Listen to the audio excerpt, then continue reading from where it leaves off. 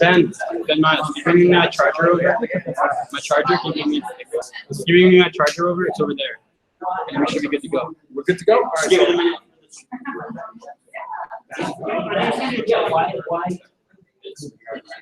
We're ready. We're transmitting live. Ben, we're live.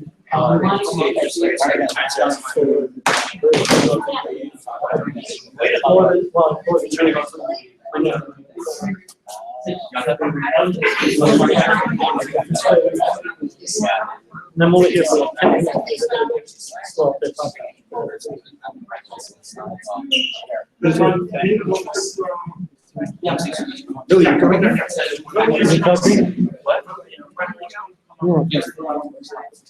Can you just switch?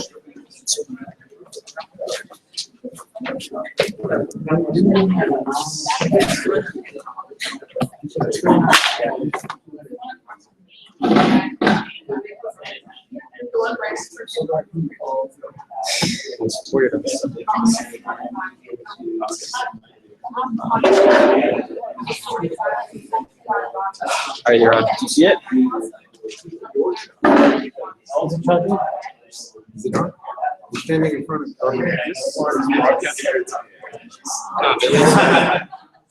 It's fine.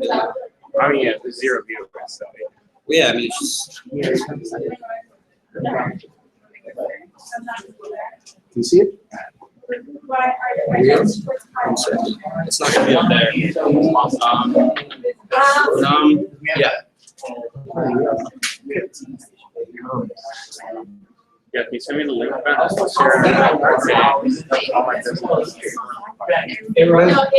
Hey, start. Yeah.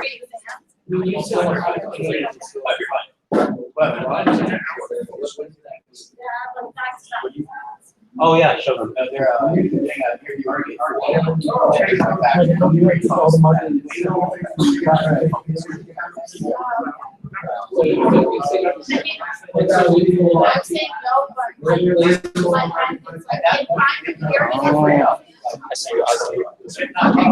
You can't really move it much back. This is live.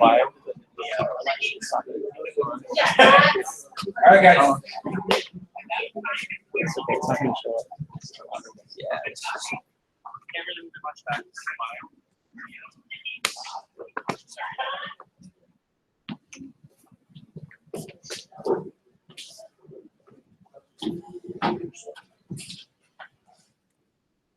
Hello, my name is David Petrosello from the economics department, major in economics, concentration in behavioral economics.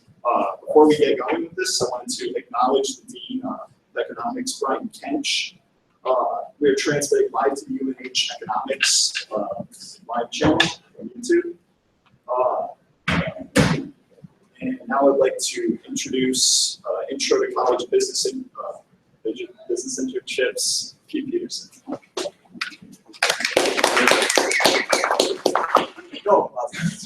Thank you very much. I really appreciate the opportunity to come and chat with you guys. Economics is an important field. Underlies a lot of what we do. It gives us meaning to a lot of the things that are going on. It's good that you're studying. Internships. They can be very valuable to you, and they can be very valuable to the company with which you intern. We have a program here at the University, or the College of Business at the University, where we want everybody to have at least one internship. So what I did is I've been in this job to try and bring some discipline, I guess, to the internship program. So my job is right now, I'm a broker. I'm out there trying to find internships. Students come to me and say, I want an internship, and we talk about what might be good for them, and find them a job, and find them an internship. By the way, about 60%, 62% of the internships result in a job offer to the intern that's working there. And 83% of those interns accept those jobs. So internships are a good way for you to try out a company, try out a field, see if you like it, and you have a very high likelihood of job from there as well. So I brought some brochures for you. These were brochures that we actually put together for employers, but everything that's in there is relevant to you as well. I'll tell you a little bit about internships, why, what you get out of an internship, what the company gets out of an internship, whether or not they're paid, and that sort of thing. My contact information is also in there. And if you have any questions about an internship, you want to just cast about, run some ideas around, just come and see me. I'm more than happy to talk to you, and we'll see if we can get you something going. So when you leave here, you do what you expect and your parents expect, and that is to go to work and make some money. Fair enough? Okay. Well, good luck with the rest of the program. Again, I appreciate the opportunity to chat with you, and have a great rest of the program. Unfortunately, I have a class with a guest speaker coming, so I've got to shoot down the hall. Thanks very much. Thank you.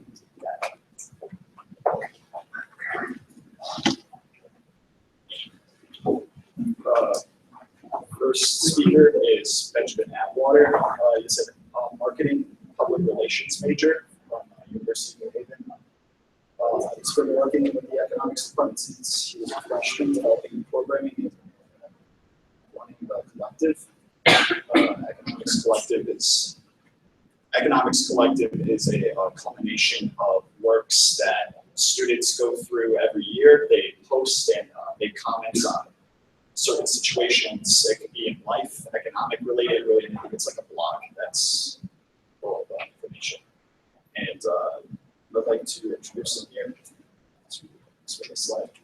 Yeah, hey guys. I know most of you, to be honest, but like Nate said, I'm Ben, and I'm just going to talk to you about what I did this summer in my particular internship. So yeah, microeconomic trade-offs. So we all took microeconomics, and a big part of that is trade-offs, and how people assess value. And I found a lot of that was very much true in my internship, where I was actually working in Israel, which not America. It's not in America if you guys don't know. Yeah, a little bit of an overview. Sorry. It was founded in 1948, so it's a fairly recent state, right? Which means that their government and systems they're fairly recent. Not like a 300-year-old sort of system in play.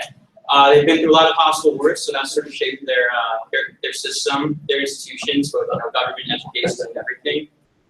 And really, they started as a major agricultural producer. Mostly desert countries, so they really supplied for the whole region. Now, flash forward, over 60 years, into statehood, and they have the 35th largest GDP in the world. But considering their size, because it's considered the size of New Jersey, it's quite impressive, how they managed to get that rank so quickly. So that's in many ways, which I actually approached in my internship.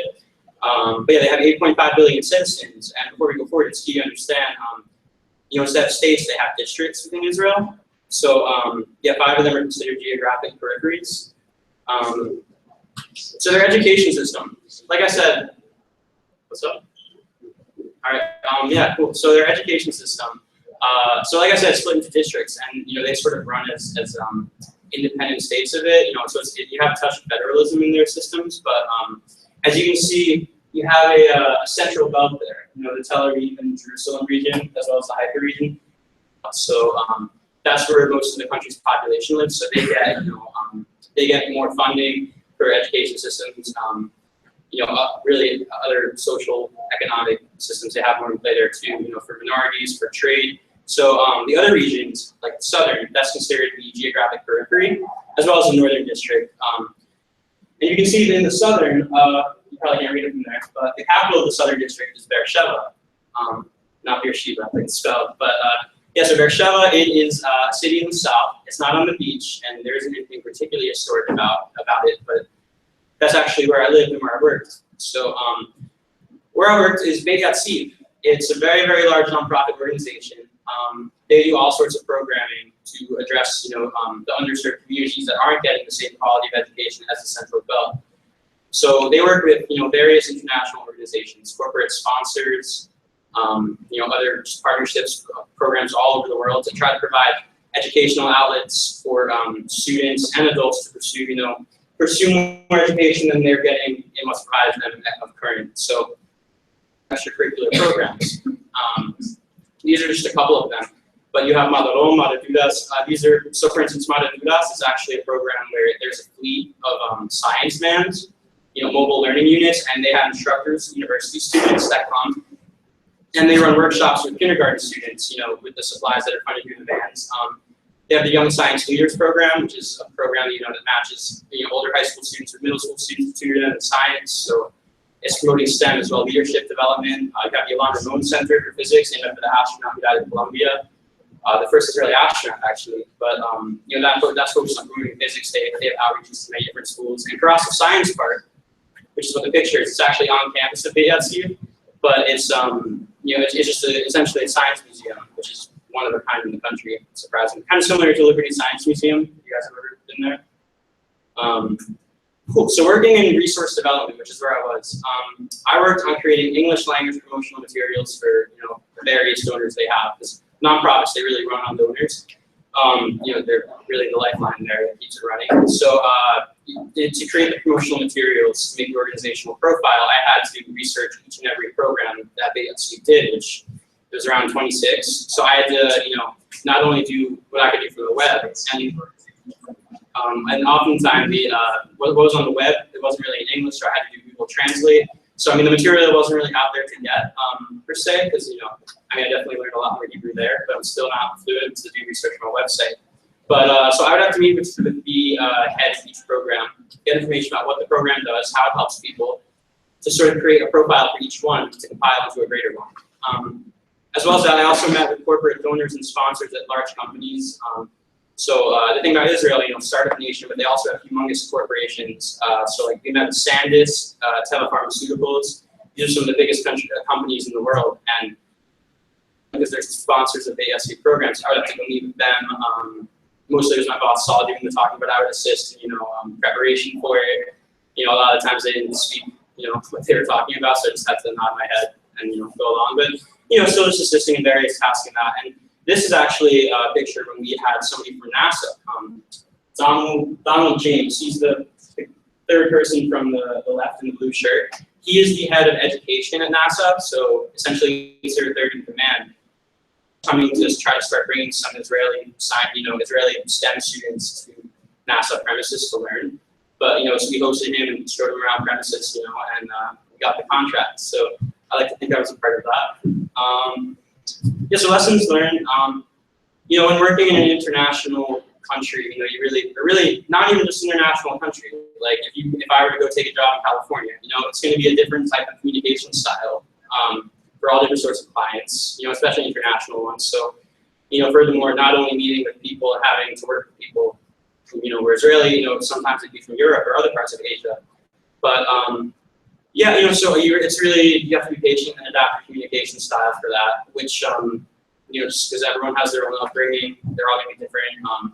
Also, the thing about Israel, it's kind of similar to most of the Mediterranean, but it's a very relaxed working climate, so there aren't really strict deadlines per se with things. People just get to them where they get to, which actually it was kind of comfortable, but for me, but you don't want to get too comfortable with that, because then coming back here, I got a little too comfortable with that, but just like deadlines aren't really strict. If you need to take 2 hours for a nap, that's completely fine with everybody. If you only want to come in one day because you went too hard the night before, they're fine with that too. So and then also in writing to donors, you have to appeal to conscious factors.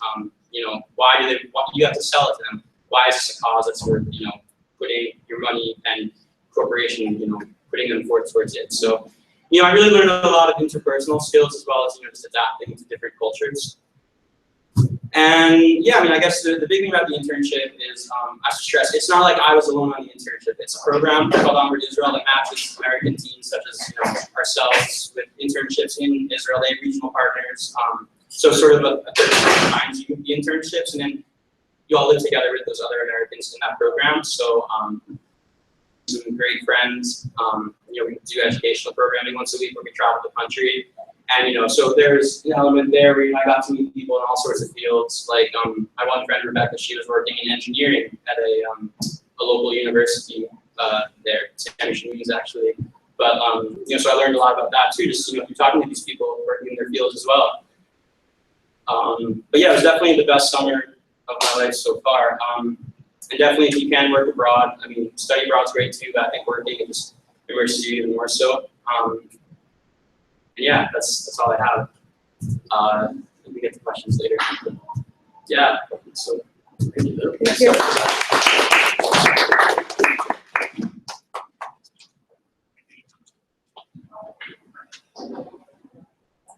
Our second speaker today is Benjamin Miles. He is he's a marketing major with a planned minor in behavioral economics. Benjamin founded a modern startup in early 2016 with the mission of bringing a network of people together and collaborate on specific tasks. This is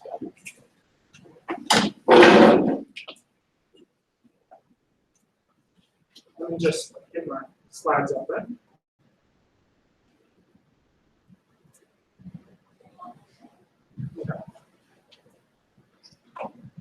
Hello, my name is Benjamin Miles. I'm a junior studying business. I am majoring in marketing and minoring in behavioral economics. Today I will tell you the story of how I started a business. When I was 12 years old, I realized that thinking of starting a business could be fun. So when I was 12, I went over and slept over my friend Ryan Mercy's house. And we stayed up actually all night thinking about an idea about this grocery store where you can play sports and you've heard it. Play basketball, soccer, and tennis at. And all night I just stayed awake and wrote in this notebook all my ideas. All my ideas in a little notebook. I decided it was finally time to start a business. I didn't have any idea how I was going to do this, so I networked individuals from class and invited them to join me at a meeting. Sam Harvey, Benjamin Atwater, Benjamin Nia, and Hart Standard attended the first meeting I held in Capitol. We used to meet for 2 hours after every American Marketing Association meeting. So they filed in and they sat down at the seats in the class and they peered up at me. And I went to the board and drew a giant circle on the board. Now they're sitting there thinking, what diagram is he drawing? What is he drawing on the board? And with a smile on my face, I pointed at the board and I said, no, that's not a circle, that's not a diagram, that's our starting capital. We're starting a business with $0 and 0 cents. They looked at me like it was impossible. I wish I could have told them I knew the answers, but I did not. So because we were all business majors, we got to talking and writing down ideas on the whiteboard, and we decided that if we created marketing plans for local businesses in the university's area, and then we could send out these marketing plans to the businesses and get a foot in the door. We were planning on offering them then a service that had to do with marketing. We ended up deciding on social media content creation, logo design, and website design. I already knew how to create social media content because I had been operating a Facebook page called Modernized Dreamer. On this Facebook page, I would take what I would be learning in class, such as economic principles or principles of marketing, and I would implement these different strategies on my Facebook page, initiating different campaigns, so I could learn the feedback I was getting from Facebook analytics. So I would look at the Facebook analytics, such as the reach, how many people each post is reaching, how many likes comments are done on these pages. And I would then adjust my strategy going forward. Sam Harvey actually really surprised me at one of our meetings on a Wednesday night. we were sitting down and we were trying to think through, okay, what brand image are we going to create for our group? Our group, we decided to name ourselves Modernized Startups because we were passionate individuals that wanted to start a business or businesses.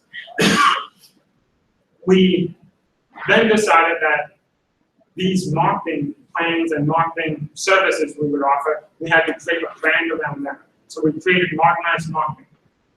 So Sam Harvey was writing in his little notebook and drawing different pictures, and I noticed that he was drawing. So I went over to him and asked him what he was doing. He was like, "Oh, we need a logo."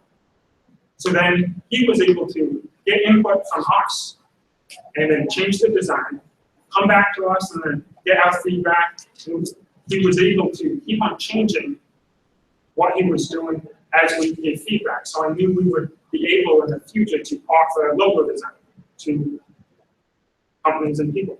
So the logo you see up in front of you is the one he created for Modernized Marketing. For website design, earlier that year I had been part of a startup, which was a startup record magazine called More Records.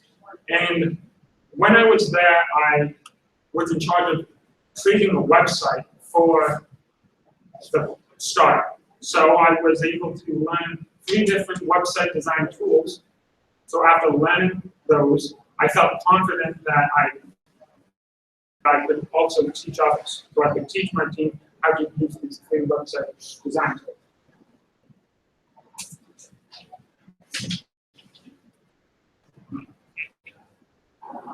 Once we had created the services, we started advertising by word of mouth and social media. We decided to call ourselves Modernized Startups. While talking to one of my professors, I realized we could offer to do this website for free in order to get a testimony. He needed a website design for Connecticut Veterans Chamber of Commerce. So I jumped at this opportunity and told him, yes, we can do your website design. We'll do it for free because I knew in my heart that we needed a testimonial and a reference point for other businesses that I was hoping we could get. It actually worked out because later last semester, Sam Harvey and I were able to go to a Connecticut Veterans Chamber of Commerce to network and socialize with influential people from Connecticut. This past summer, we decided we have been hard at work over the summer and have worked on a few websites, including Model United Nations, Club on Campus, WNHU, that you can see in the middle, University of New Haven Economic Performance Lab.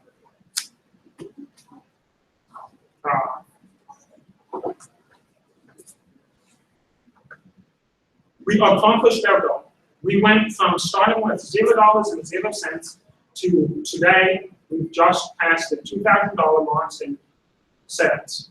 I'm quite proud of this because for any business, your goal is to mitigate expenses. And we did exactly this because I'm happy to say our net income was $2,000 since we had no expenses.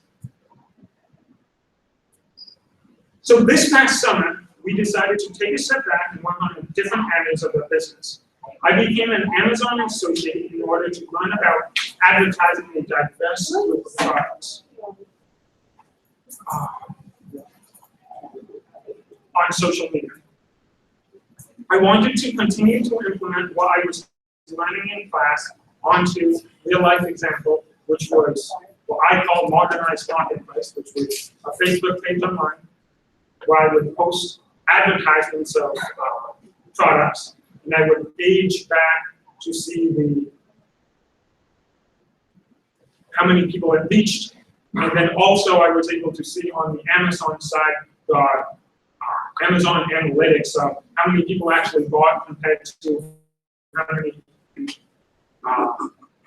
many people actually ordered items, which was quite interesting. At this same time, that was working on different strategies we could use in future to sell products for other companies. Benjamin Atwater was in Israel, and he was able to create video blogs of his experiences there. So when he got back from Israel, we sat down and we created a website for him and his vlogs. So we created global travel blogs. And not only can you see each chapter of his journey, but you can also buy the products that are seen throughout his vlogs and also talk about his vlogs at the bottom of the page.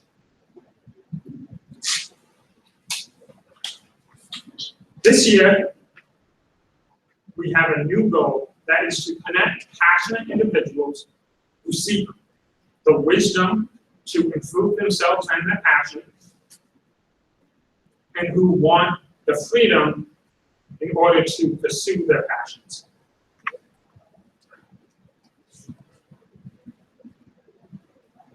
A few weeks ago, I attended the Charger 3-day startup on campus, and we were able to, as you can see by the picture, we were able to identify a problem, work through the problem in order to find a distinct problem we could solve, and then create a solution for it. Our problem was veterans forgetting their medications. So our solution was to create a magic box, we call it, that could track when veterans forget their medications, and then also collect that data to use in other areas. Thankfully, the university is actually sending a few members of our team down to Tampa, Florida, to compete in a CEO competition, which is a collegiate entrepreneurial organizations national, which is a nationwide business pitch competition from October 26th through October 29th. For modernized startups, my vision for it is to create an assembly line, just like how Henry Ford created an assembly line for the model car, for cars. I want to create a network of individuals to pass ideas along to create an assembly line for putting together small businesses. Currently, we have 10 members, and we are just expanding now. If anyone is interested, you can text or call me at 508-963-6707. Email me at bmile1@unh.newhaven.edu, which is my personal email, or you can email us directly at modernizestartups@gmail.com, or you can just visit us at our webpage, www.modernizestartups.com.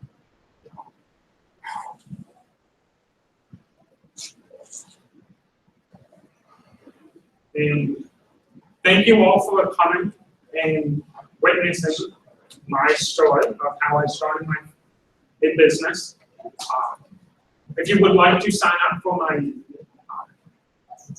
monthly newsletter, please let me know after this, or you can contact me through any of this meeting to learn about how we're doing month to month, and you can see how we did in Tampa, Florida. Well, thank you. I'll turn it back over to Nate. Thank you all again.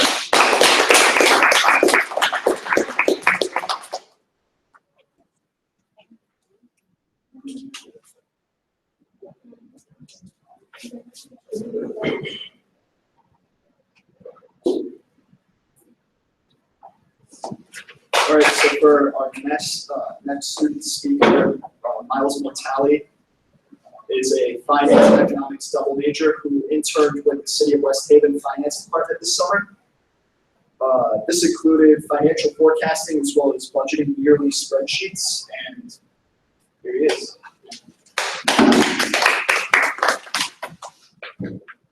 As Nate said, I'm Miles. I intern with the City of West Haven. So to start, for those of you who don't know, West Haven is a city in southern Connecticut. It's in New Haven County. It's 11 square miles. 2010 population is about 55,000, and it is the future home of the Haven, a very nice like shopping mall kind of thing that they're working together now. This is the site where they're going to be putting it. That's also my thesis topic. So municipal finance, for those of you who don't know. Finance department for any municipality runs the finances for the entire town or city. And they decide everything that has to do with money for the whole city. So that is anywhere from making cuts, deciding where to spend, organizing anything that has to do with money. They make tax plan to ensure that they'll be able to fund the whole government. And they're the ones that keep the local government money. So, how did I get a job at City Hall? It was one day last year, and I knew that I would need an internship. So I decided what better than to print out 30 copies of my resume and walk up and down Campbell Avenue one day, just giving it to anyone who would take it. So I spent probably 4 hours. I got a lot of no's. I'd walk in and say, hi, my name is Miles Vitale. I'm going to be a senior at the University of Haven, a finance and economics double major, gave them most people. And I was like, do you have any opportunities for an internship or a job this summer? And a lot of people say, I don't know. And I say, well, can I give you my resume anyways? And they were like, yes. And I never heard back from them, except when I stayed at City Hall. And I went in and I spoke to somebody and said, why don't you go speak to HR? So I went up there and I spoke with the head of HR. And she was like, I'll pass this on to Mr. McAvoy, the director of finance. And a few weeks later, I heard back from him. He offered me a nice internship. Very grateful for that. So what exactly did I do? I did the typical intern busy work. We all know love. When I first started, it was my first day. I came in, and I met Mr. McAvoy. He gave me a whole run through the office, and he said, all right, now you're going to go work with this person. They'll give you something to do. I said, all right. So I went over, and she said, well, we're switching the insurance plan for some employees in the city. So there's this list of almost 2,000 people and this list of almost 2,000 people. I need you to go through it and make sure all the information matches both of those. And I said, all right. So that was the first 2 weeks of my internship. And that also continued on a little later in the summer too. I had to go back and fix more things. Another typical intern busy work that I did, I searched for financial records. So Mr. McAvoy came to me and said, hey, there's some discrepancies in records between us and a company we do business with. I'm going to need you to go through and find all the records that make sure that we have them, we paid, we did this, that, and the other thing. So I said, all right, where do you keep them? And he said, well, we have a room right over here. He showed me this room that I didn't even know existed. And there were huge filing cabinets, a little crank on, they moved back side to side. I thought that was the coolest thing in the world. And so I spent probably another 2 weeks in there, just taking out records, making sure that we had done everything right, which we did. And so yeah, and then I also did what I consider real field work. So one part of it, Mr. McAvoy asked me to talk about, to compare cities similar to West Haven. That would be similar in size, population, density, demographics, things like that, to see where we can make cuts, where we're spending too much, where we're spending too little, and try to see what we can do differently to make the government run more efficient. And another thing we did, I came in one day, there was a folder on my desk, and I was walking to his office. I was like, hey, what's this? And he said, oh, we're looking to do some bond work. I just figured you might want to read that, so I read the whole thing. Very informative, learned a lot. It was really cool. And then when I wasn't doing anything, I decided to start making Sudokus. Every once in a while, I had a little downtime. I like doing Sudokus. I figured I'd start making them. So for researching economic data, so like I said, I had to compare similar cities in the state of Connecticut and just figure out what we're doing differently from them. So I had to go and figure out how much tax revenue they're earning, what their percent of collection, their collection rate was for taxes, see what percent of their budget was going towards education, public works, public safety, all those different departments, and see where we rated our data in comparison to the other cities in Connecticut. And one really cool moment there was some sort of forum, and Mr. McEvoy had to present. It was really cool. We got like a packet, and he had to do a whole presentation. And in it was this whole spreadsheet that I had made, and I thought that was like, really cool. It was the first time I ever had like a moment like that. It was like really legit, and I thought that was really cool. And yeah, that's it. I'd like to thank City of West Haven for the internship opportunity as well as the invaluable experience and knowledge I gained. I'd like to thank the Economics Department, the University of Haven, for putting on this event and for the constant support the past few years. And I'd like to thank A-Rod personally for mentoring me and molding me into the future economist. Any questions?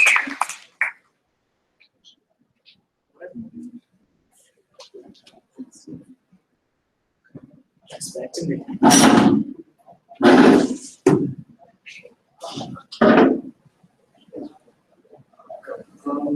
So for our final student speaker, Mia Sumra is a triple major in political science, economics, and criminal justice. In January, she started an internship at the mayor's office where she was able to learn more about local governments, structures, and functions. I'm going to turn it over to her.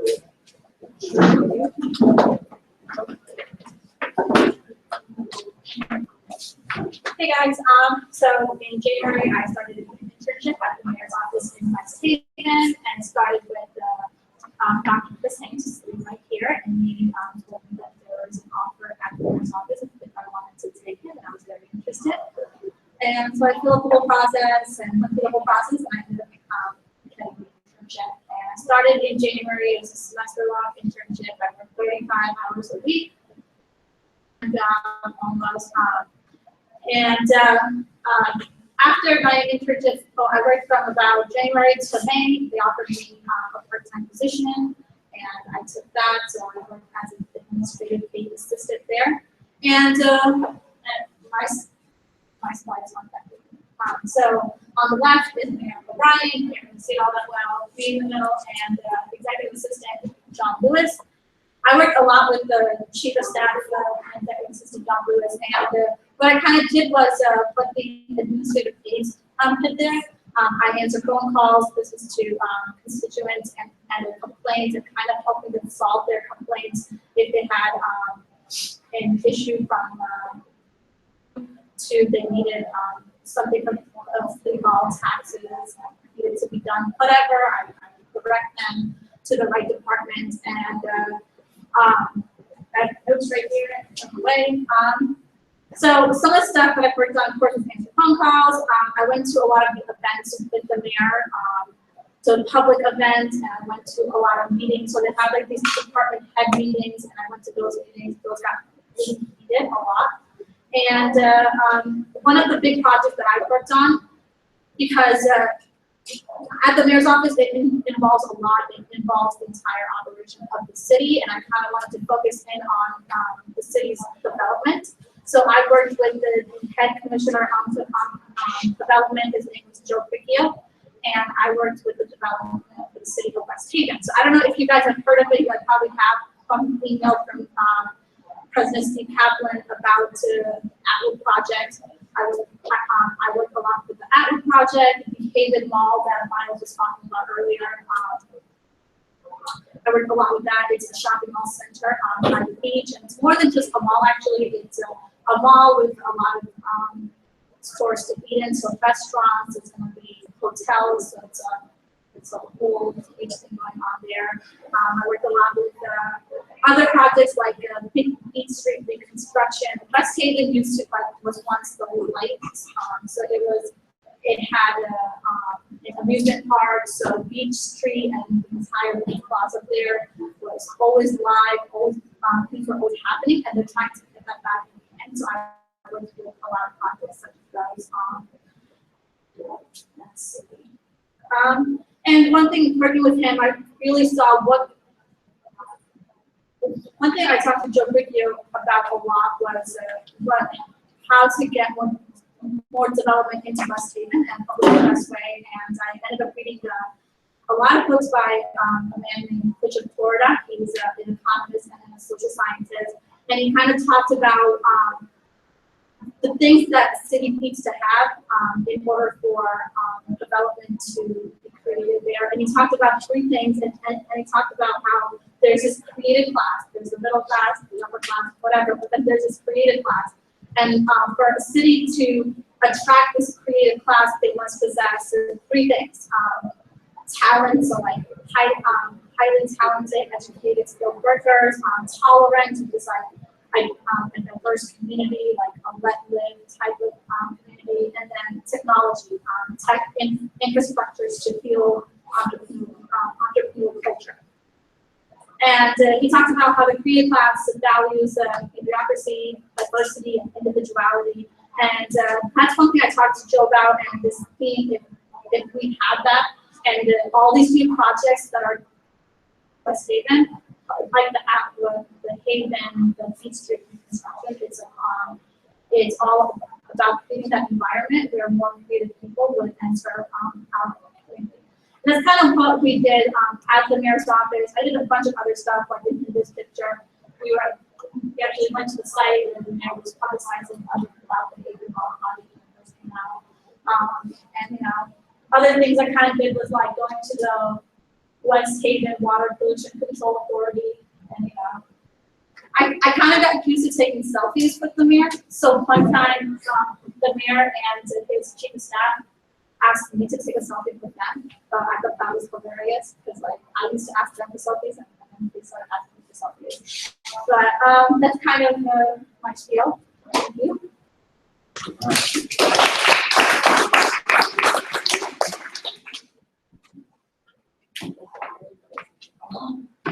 As for student speakers, that concludes the panel. But before we entirely conclude, I wanted to call up Professor Rodriguez.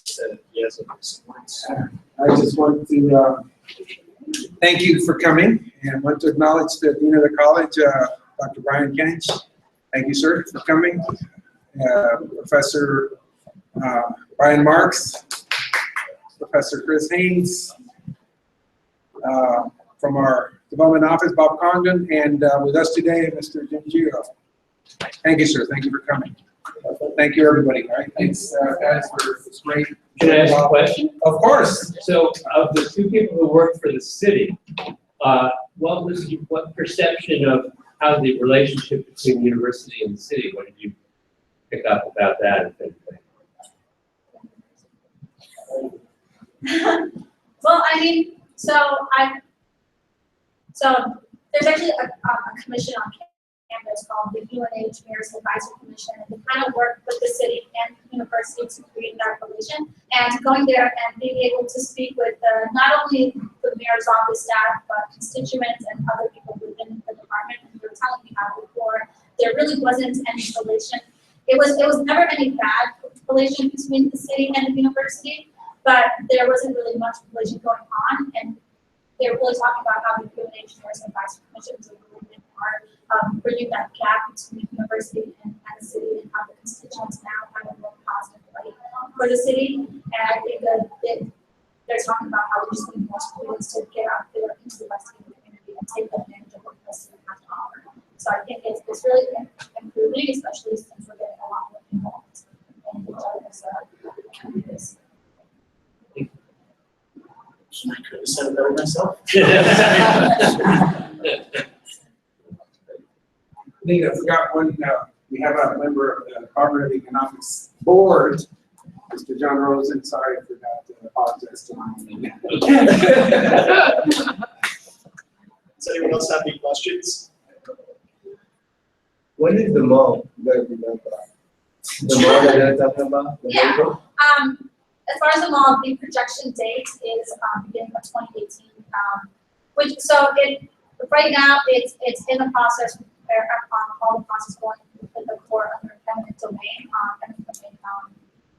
process with the court. After that's done, they're gonna have a more projected date, but right now it's in January of 2018.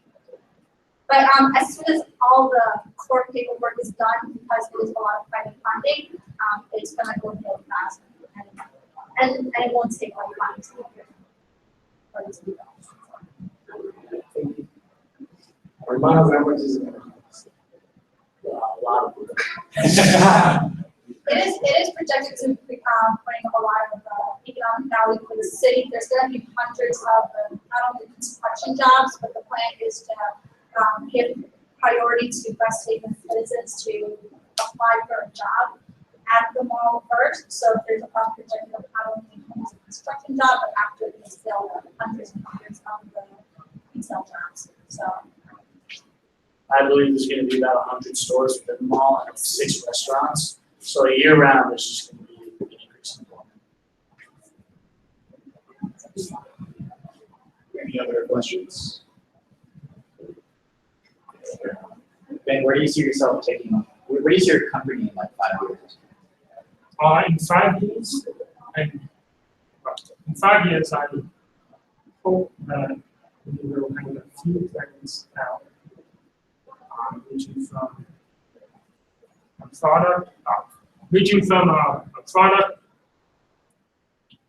hopefully the magic pill box, hopefully other businesses.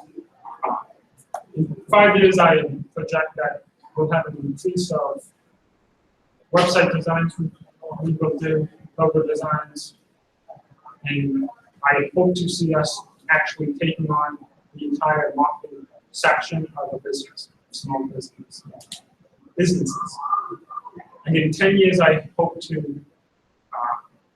for us to be large enough where we're going through and creating small businesses all over the world.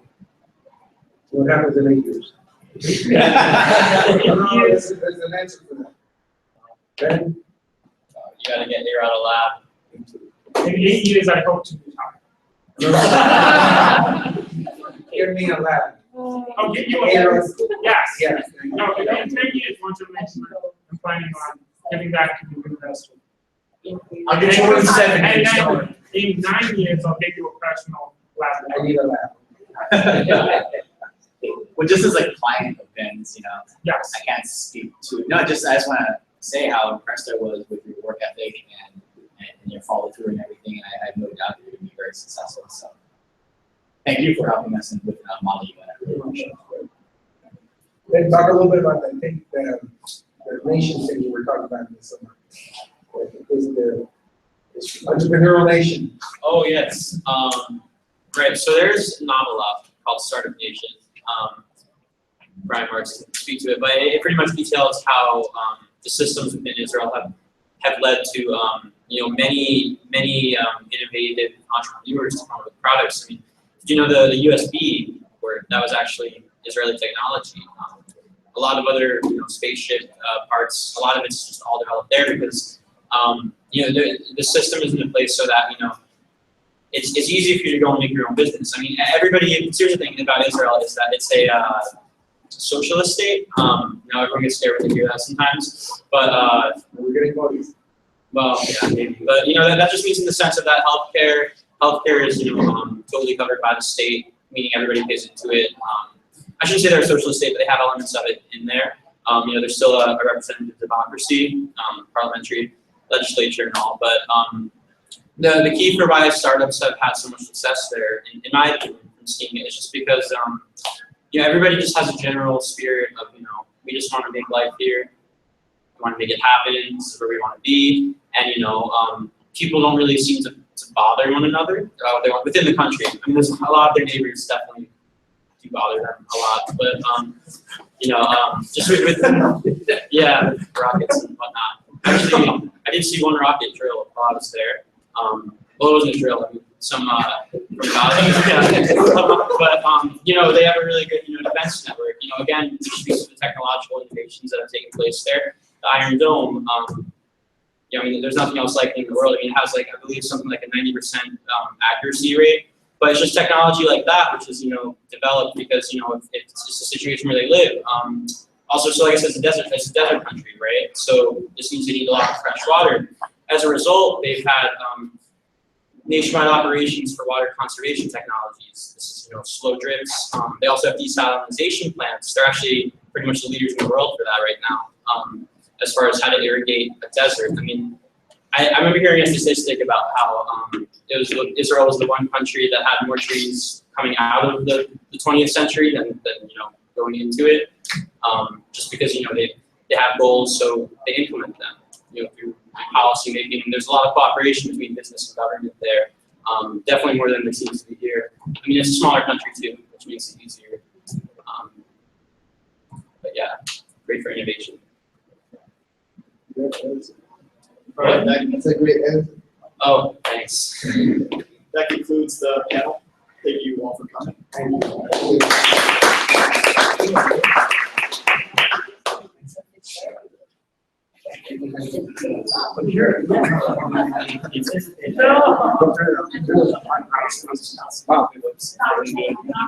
Bob, Oh, No, no, Bob,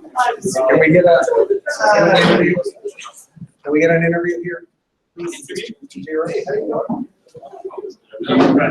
like on the camera. Yeah.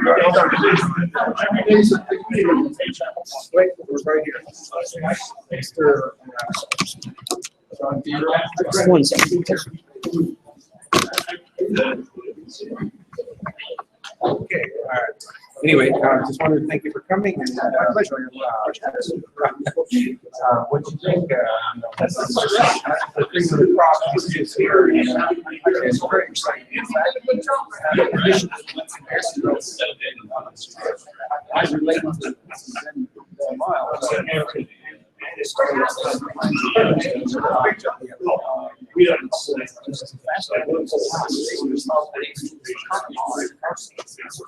So I'm correct about giving me a laugh. I make a boatload of money, so they come back and give me a laugh.